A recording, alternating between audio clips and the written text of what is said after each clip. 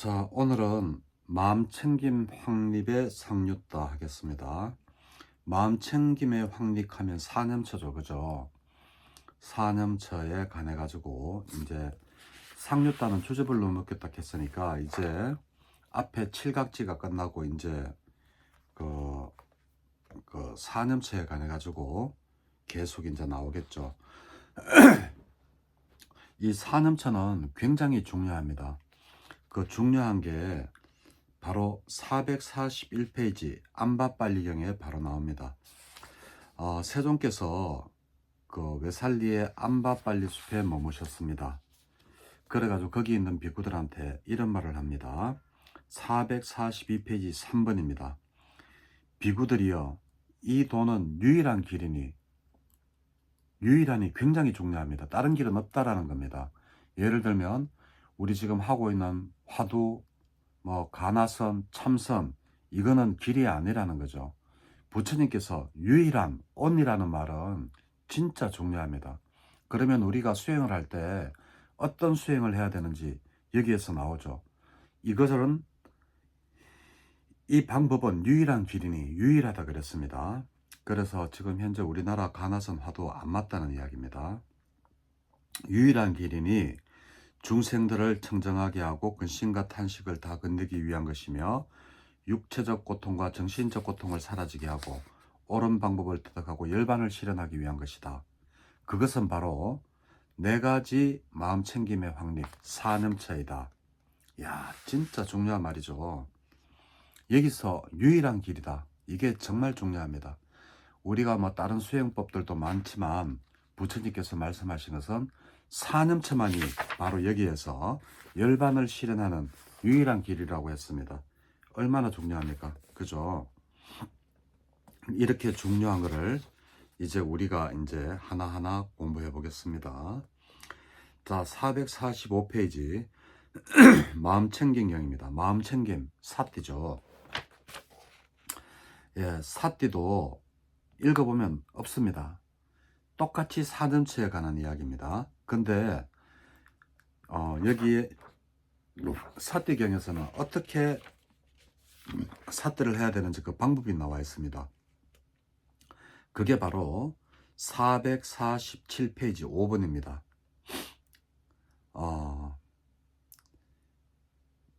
비구들이여, 그러면 비구는 어떻게 알아차리는가? 비구들이여, 여기 비구는 나아갈 때도 물렀을 때도 분명히 알아차리면서 행한다. 앞을 볼 때도 돌아볼 때도 분명히 알아차리면서 행한다. 구부릴 때 펼 때도 분명히 알아차리면서 행한다. 가사바로 의복을 지닐 때도 분명히 알아차리면서 행한다. 먹고 마시고 씻고 할 때 맛볼 때도 분명히 알아차리면서 행한다. 대소변을 볼 때도 분명히 알아차리면서 한다. 길을 걸을 때도 설 때도 앉을 때도 잠잘 때도 잠에서 깰 때도 말할 때도 침묵할 때도 분명히 알아차리면서 행한다. 이게 바로 알아차리는 방법입니다. 그래서 옛날 스님들이 많이 그랬죠. 행주자와 어묵동정이라 그래가지고 이렇게 공부해야 된다고 그랬습니다. 특히 성철 스님이 이 말 잘 써먹었죠. 행주자와 어묵동정. 이렇게 걷거나 그리고 머무르거나 그리고 앉거나 눕거나 말하거나 말을 하지 않거나 움직이거나 가만히 있거나 이럴 때 전부 다 알아차림을 해야 된다는 겁니다. 그 방법이 바로 행주자와 어묵동정입니다. 그리고 여기에서 6번이 또 중요합니다. 비구들이여, 비구는 마음 챙기고 알아차리면서 머물러야 한다.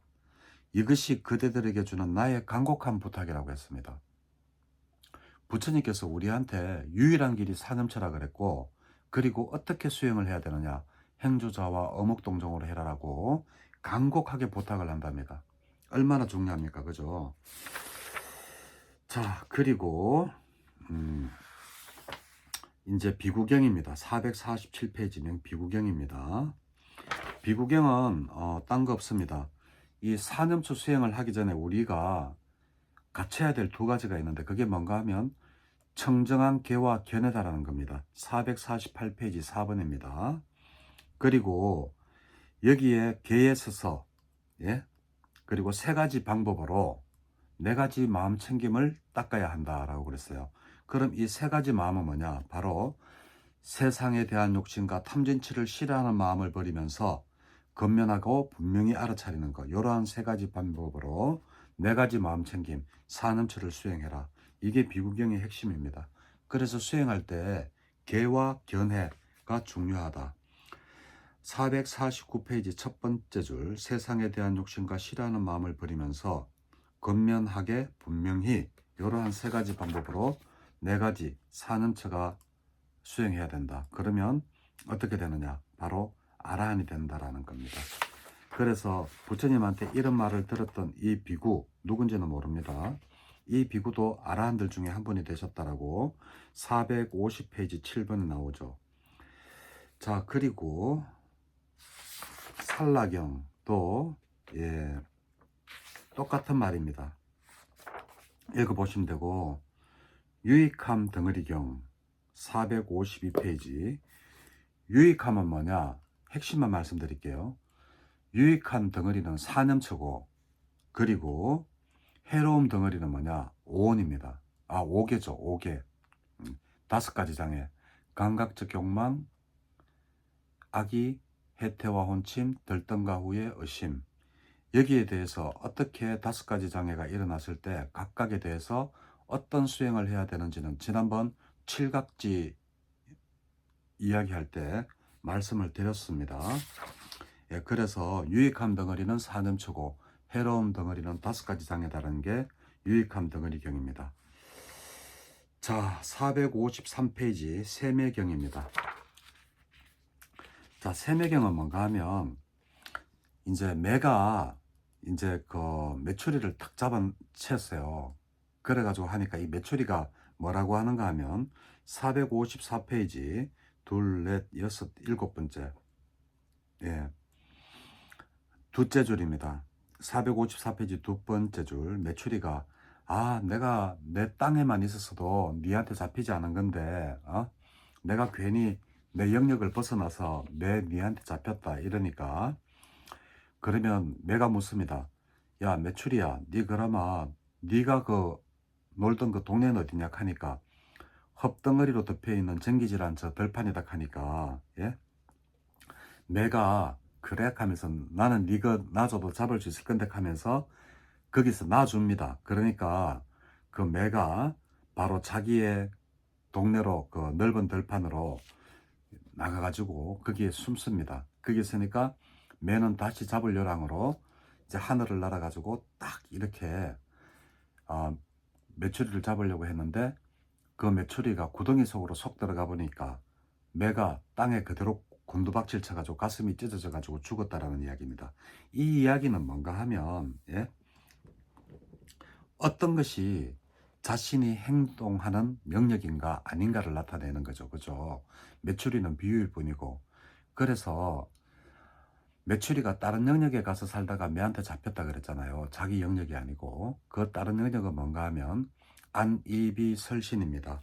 다섯 가지 감각적 욕망을 보고 다른 영역이라 그러고, 그러면 나의 영역은 뭔가 바로 사념처입니다. 사념처가 그렇게 안전하다는 겁니다. 그래서 메추리가 매에게 잡히지 않듯이 그렇게 하려면 바로 사념처 수행을 해야 된다. 그리고 그러면 메추리가 자기 동네가 아니라고 한 것은 어딘가? 그것이 바로 안이비설신입니다. 우리 육권 중에 식 빼고 그것이 바로 다른 동네라는 그런 이야기입니다. 안이비설신. 항상 우리는 여기 영향을 안 받을 수가 없죠. 그렇지만 남의 동네 갈 때는 항상 조심하고 가야 됩니다. 그 말은 뭡니까? 우리가 어떤 사물을 보든지 듣든지 할 때 표상과 미세상을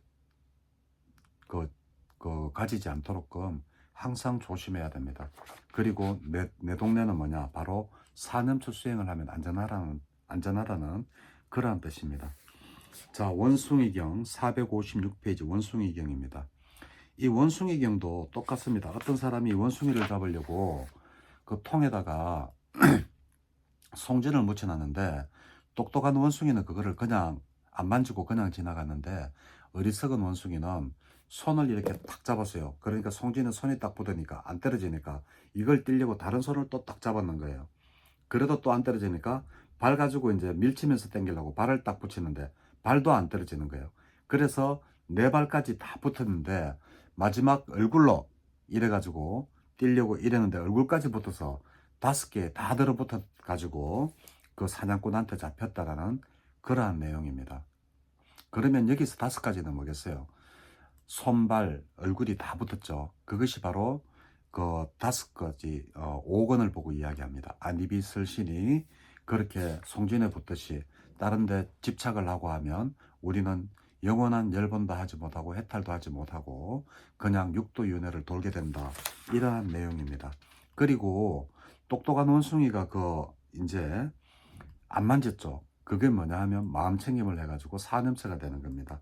이게 바로 원숭이경의 핵심입니다. 뭐 알 것도 없습니다. 뭐 쉽습니다. 그냥 쭉 한번 읽어보세요. 자, 요리사경입니다. 자, 요리사경도 똑같은 마음입니다. 똑같은 비유니까 어려울 거 없으니까 읽어보세요. 자, 그리고 462페이지 변경입니다. 이 변경은 대반열반경의 랑 거의 비슷합니다. 읽어보시면 대반열반경이 나옵니다. 여기에서 이제 어떤 내용인가 하면 이제 부처님께서 외살리 마을의 벨루아 가마카라는 그 마을에 계실 때 그때 이제 안거철이 되는데 비구들을 불러가지고 어떻게 이야기하는가 하면 바로 저녁으로 흩어져 가지고 지인을 따르거나 도반을 따르거나 가가지고 저녁에서 흩어지고 안거를 마치고 오너라 이제 이렇게 이야기를 했어요. 이렇게 이야기할 때는 그 인도에 그때 그 가뭄이 들 때라든지 그래서 부처님이 계시는 정사라든지 아니면 뭐 이런 동산 이런 데에서 그 주변의 마을에서 비구들한테 탁발을 올리기가 어려울 때 이제 이렇게 각자 5명에서 7명씩 흩어져 가지고 뭐 고향이면 고향, 아는 사람이면 아는 사람 거기 가가지고 안거 3개월을 지내고 오너라 이제 이렇게 합니다. 자, 그래서 여기에 이제 그렇게 하시고 난 다음에 부처님께서도 그 안거를 하시죠. 안거를 하신 동안에 이제 병에 걸려가지고 죽음까지 이렇게 생각해야 되는 그러한 고통을 받으셨는가 봐요. 그래가지고 그게 463페이지 4번입니다. 그래가지고 이제 그럴 정도로 고통이 심했는데 부처님이 어떤 생각이 들었는가 하면 내가 신도들에게 아무런 말도 하지 않고 비구성가에게 알리지도 않고 완전한 열반에 되는 것은 어울리지 않다.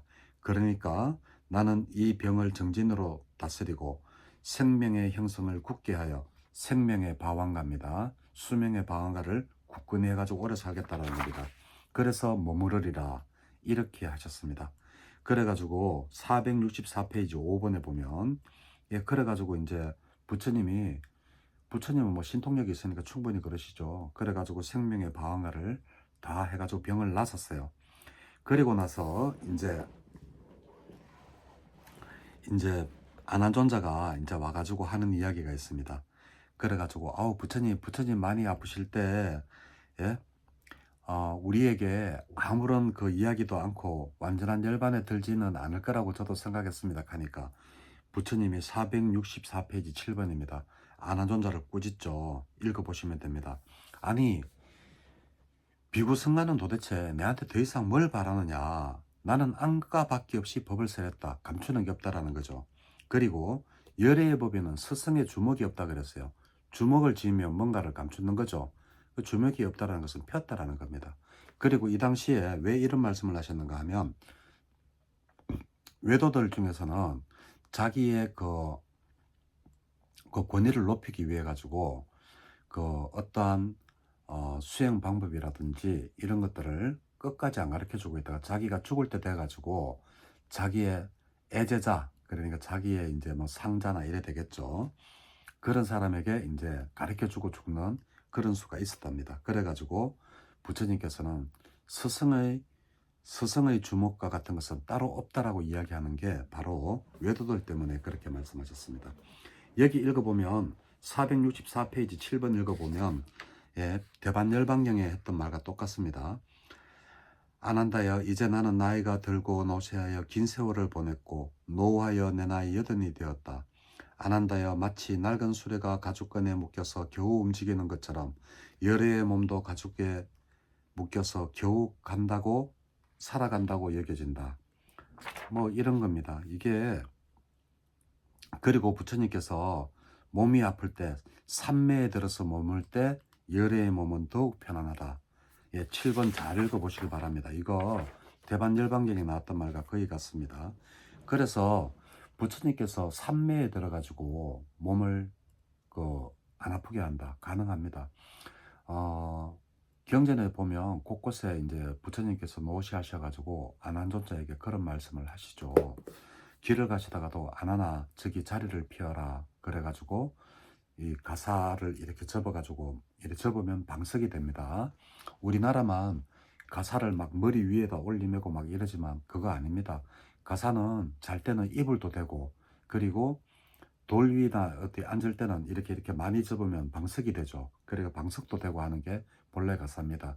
우리나라에서는 막 가사를 막 신성시 한다 그래 정대라 그래가 이마 위에 막 대고 막 별짓 다 합니다. 그런데 가사는 본래 그러려고 만들어진 게 가사가 아닙니다. 예. 그리고 또 더해가지고 대승불교에서는 가사 자체에 힘이 있어가지고 가사를 입고 하면 어떠한 나쁜 것도 침범을 못한다 하고 막 이러죠. 예? 전설의 고향입니다. 예.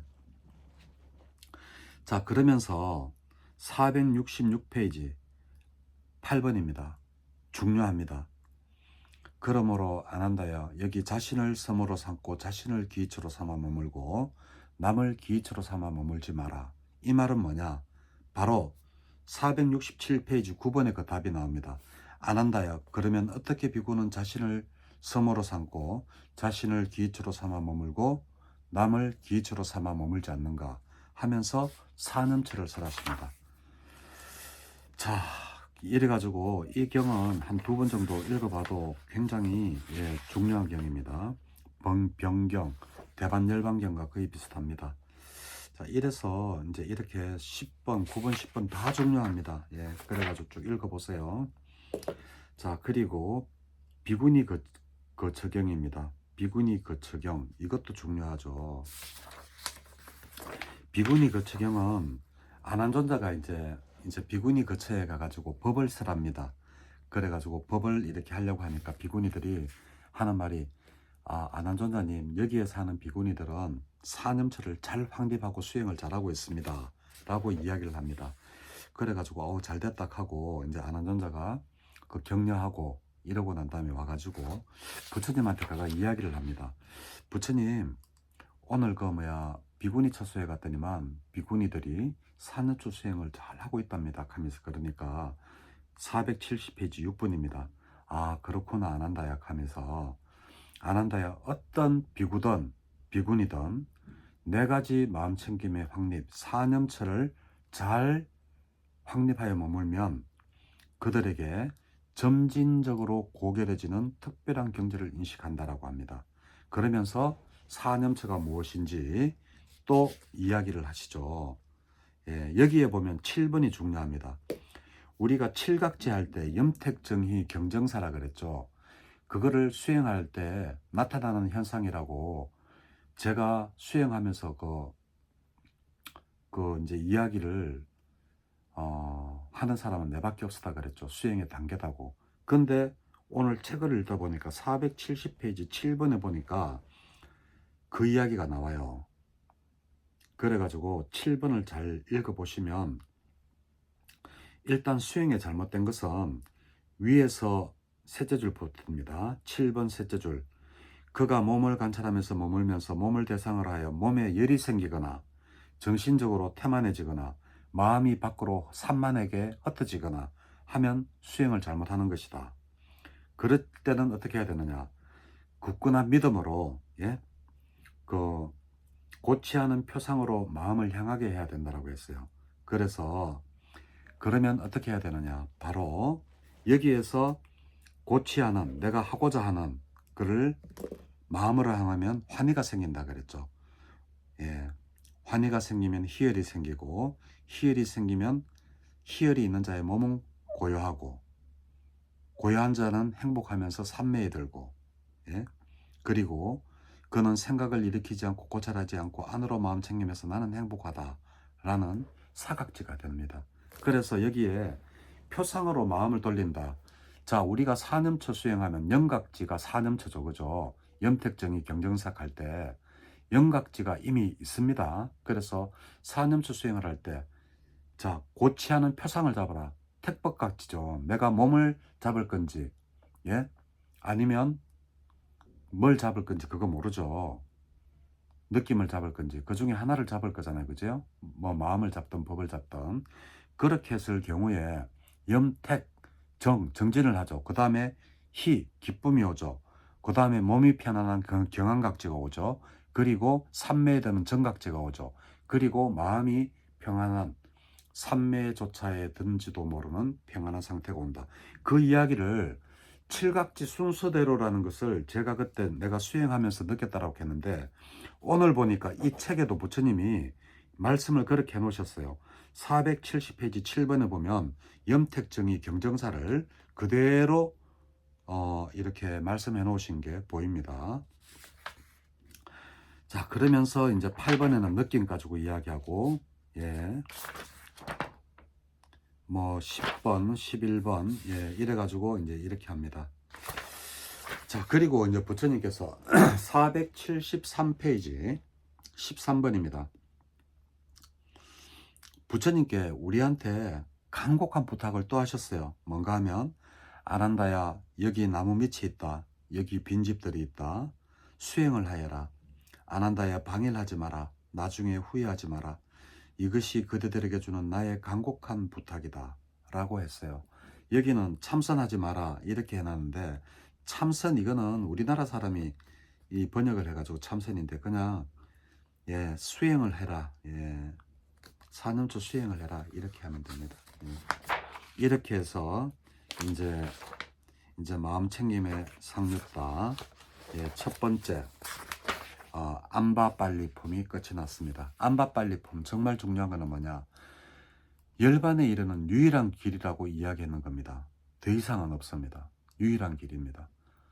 선, 가나선, 화두 전부 헛지랄 하는 거죠. 부처님 말에 따르면 유일한 길은 다른 길이 없다라는 겁니다. 오직 이 길밖에 없다라는 겁니다. 그게 바로 사념처 수행입니다. 그리고 나중에 사념처 수행을 하다 보면 470페이지 7번에서와 같이, 예, 염택정의 경정사 칠각지 순서대로라는 것을 부처님께서 그런 현상이 나타난다라고 이야기를 하고 계시는 겁니다. 네. 자, 그리고 날란다품, 예, 자, 대인경입니다. 475페이지입니다. 예.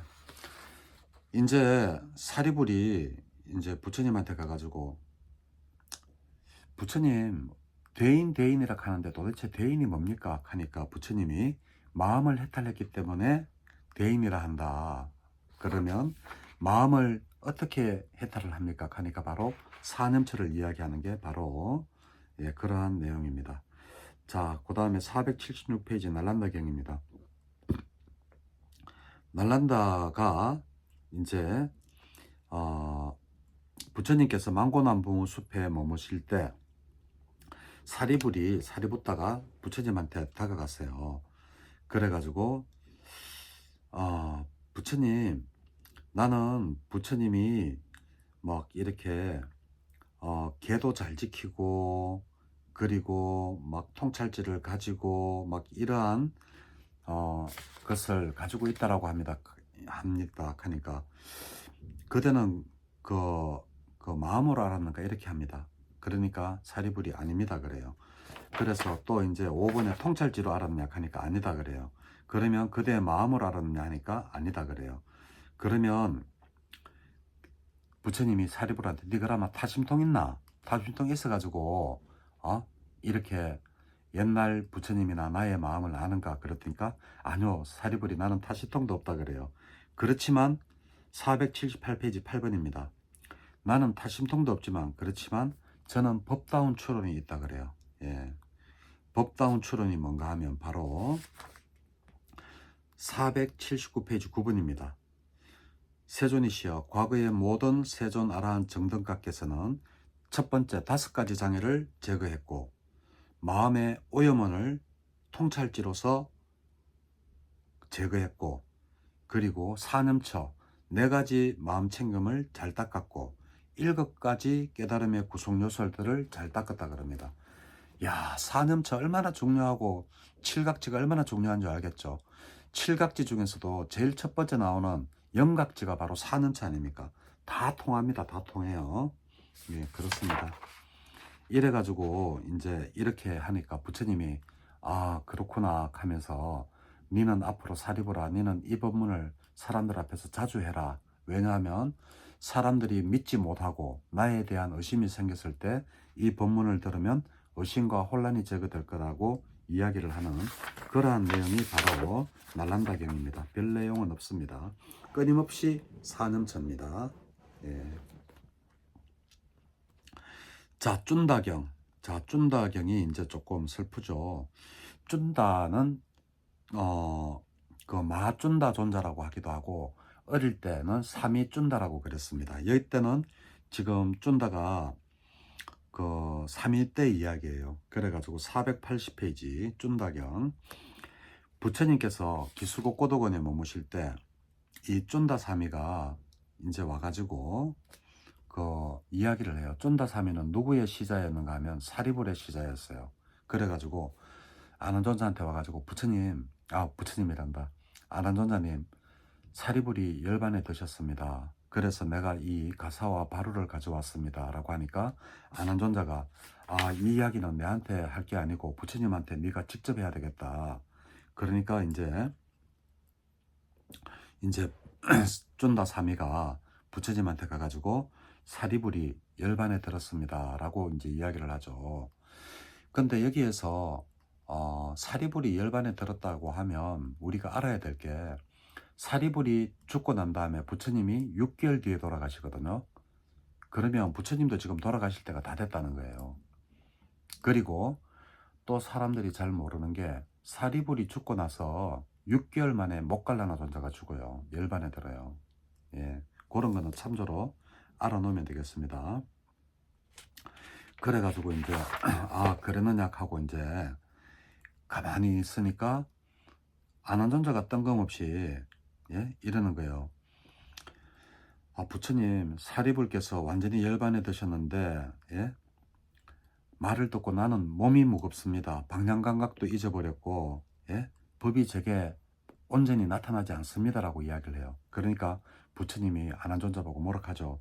아나나 사리붓다가 열반에 들면서 너의 계를 가져갔느냐 아니면 삼매의 무더기를 가져갔느냐 통찰지의 무더기를 가져갔느냐 해탈지의 무더기를 가져갔느냐 뭐 이렇게 모락하는 게 바로 482페이지 6번입니다. 그러니까 사리불이 아니라고 그러죠. 예? 그러니까 부처님께서 이제 어떻게 이야기하시는가 하면 483페이지 8번입니다. 중요합니다. 아나나 참으로 내가 전에 사랑스럽고 마음에 드는 모든 것들과 헤어지기 마련이고 없어지기 마련이고 달라지기 마련이라고 그처럼 말하지 않았던가. 아난다여 그러니 그대는 여기서 슬퍼한들 무슨 소양이 있겠는가. 아난다여 태어났고 존재했고 형성된 모든 것은 부서지기 마련인 법이거늘 그런 것을 두고 절대로 부서지지 말라고 한다면 그것은 있을 수 없는 일이다. 그런 경우란 존재하지 않는다. 몇 번 읽어보세요. 483페이지 8번입니다. 이게 뭔가 하면 연기생한 존재는 언젠가는 죽기 마련이고 연기로 만들어진 모든 것들은 언젠가는 부서지기 마련이라는 그러한 이야기입니다.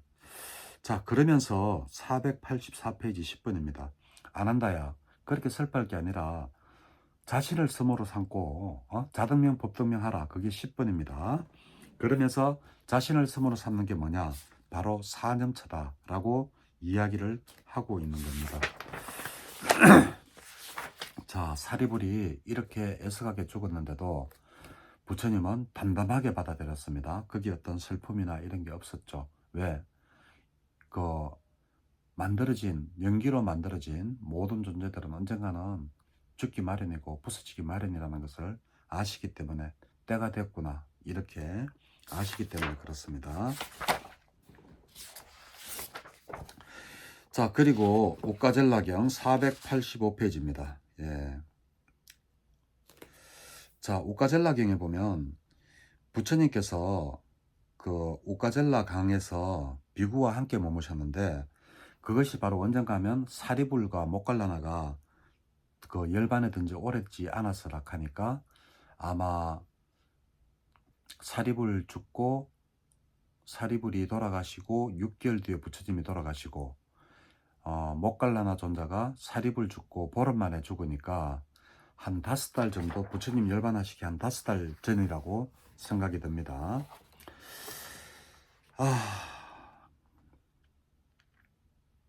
부처님이 이런 말씀을 하세요. 여기서 성가들을 모여놓고 486페이지입니다. 비구들이여, 사리불과 모칼라나가 완전한 열반에 들자 내게는 회중이 텅 빈 것처럼 여기지만 나의 회중은 텅 비지 않았고 사리불과 모칼라나가 느꼈던 머물던 그 방향에 대해서 아무 관심이 없다.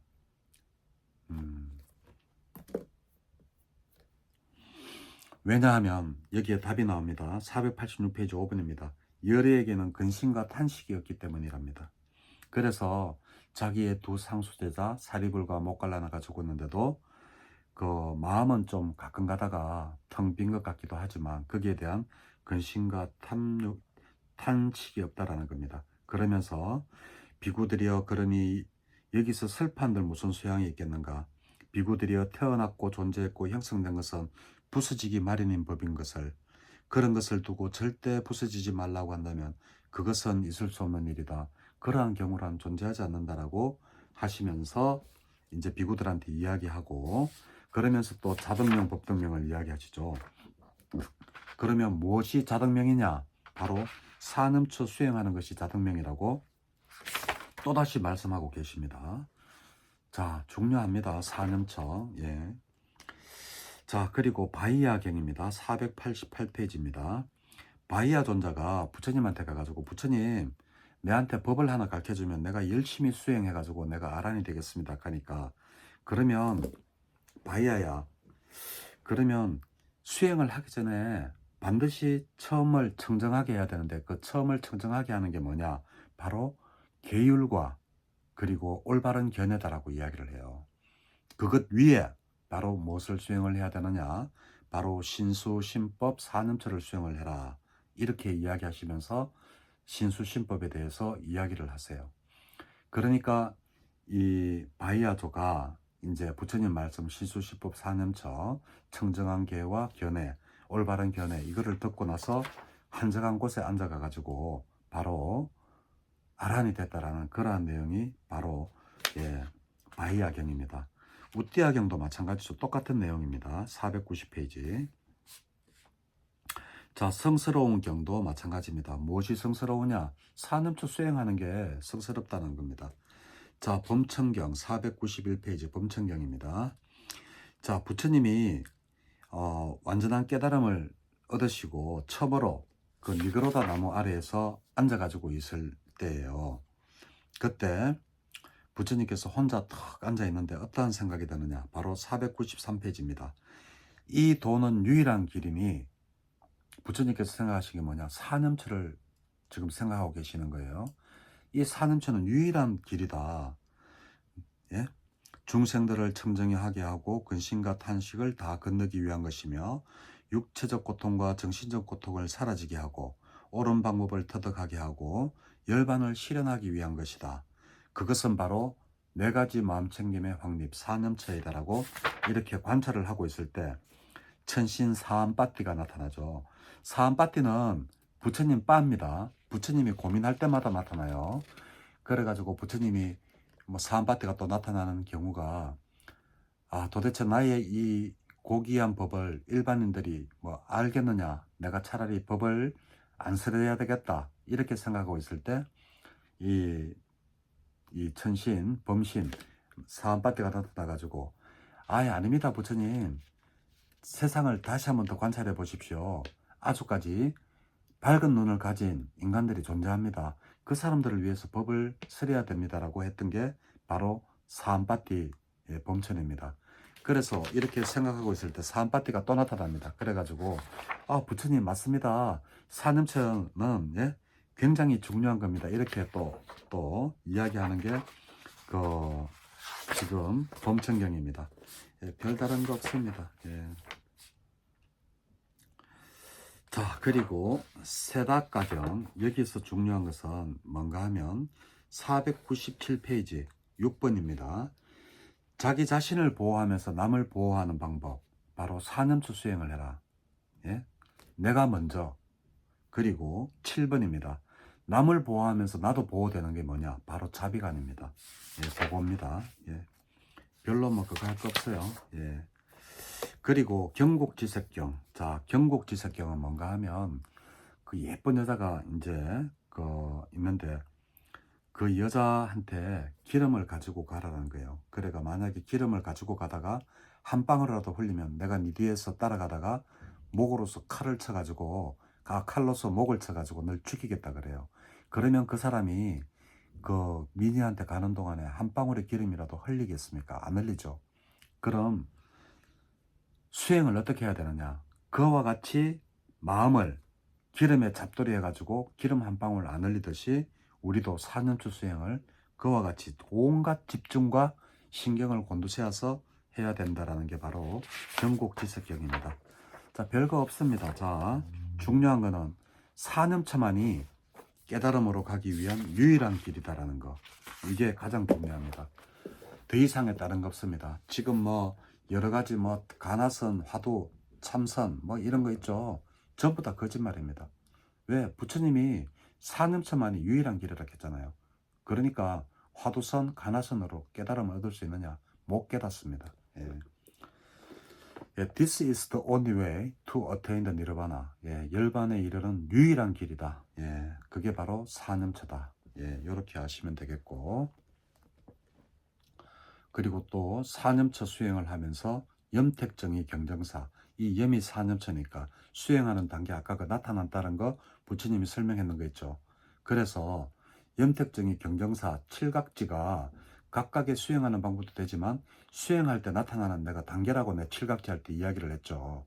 그게 나는 내 경험으로 알았는데 부처님께서도 여기 책으로 오늘 해놨는 걸 오늘 처음 찾았습니다. 이 책을 세 번째 읽는데 오늘 처음, 네 번째 읽는데 이제 처음 오늘 발견했어요. 이러니까 책은 읽고 또 읽어야 됩니다. 읽다 보면 지난번에 못 봤던 거를 또 보게 되고 또 보게 됩니다. 자, 사념처 이렇게 중요한 걸 이제 시작을 했습니다. 자, 오늘 여기까지 할게요. 예, 수고하셨습니다.